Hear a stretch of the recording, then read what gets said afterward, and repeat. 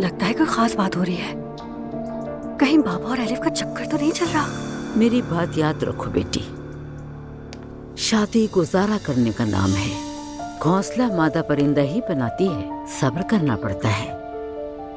जानती हूँ मुश्किल होता है, बहुत मुश्किल, लेकिन मैं तुम्हें सब्र का यूं ही नहीं कह रही हूँ बेटी। ये सब इस बच्ची की खातिर है, वरना तो सब कुछ आसान है। तुम अपनी राह पर जाओ और मैं अपनी। तुम्हें क्या लगता है कि मैंने जिंदगी आसानी से गुजारी है? मैं बर्दाश्त नहीं कर सकती। मैं क्या करूं? मेरा मिजाज नहीं है ना। मैं भी पहले ऐसे ही थी, अपने घर की सबसे लाडली बेटी थी। लेकिन जब इंसान अपना घर और खानदान बनाता है तो सब कुछ बदल जाता है। और अगर तलाक हो भी गई है तो क्या बदलेगा? दुनिया नहीं रुकेगी। और तुम मुझे अपना दुश्मन क्यों समझती हो? और वैसे भी अब तो तुम मेरी पोती की माँ हो बेटा।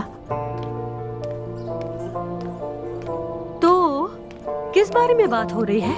लगता है अब दोनों के दरमियान ठीक हो गया है सब। कुछ बिगड़ा ही कब था? शायद मॉम आई है, मैं देखती हूँ। ठीक है बेटी। लगता है इसकी माँ ने हार मान ली। चुप रहो नायला। पर सच तो यही है। आपने मुझे फोन क्यों नहीं किया? रात के उस पहर मैं तुम्हें परेशान नहीं करना चाहता था उमर। सच कहूं तो दिल बहुत कुढ़ रहा है। आप ठीक कहते हैं, मगर वो उसका शौहर भी तो है।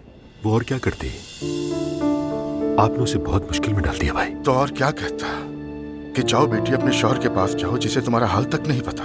हम तो अर्तुगरुल साहब के सामने भी शर्मिंदा हुए जब उन्होंने नूर को घर छोड़ा। तब देखते तुम हमारी हालत। एक तरफ अजलान का मसला और दूसरी तरफ ये सब कुछ। अब आप अजलान की फिक्र न करें भाई, वो पहले से बिल्कुल बदल गया है। ज़ैनब से माफी मांग ली उसने। अगर दुआ से भी सुलह कर ले तो बेहतर हो जाएगा।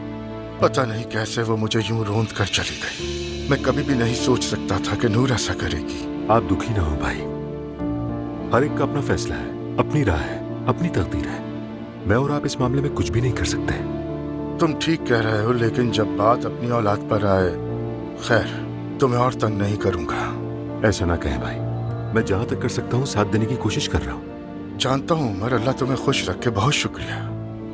अच्छा भाई, मुझे निकलना होगा अभी।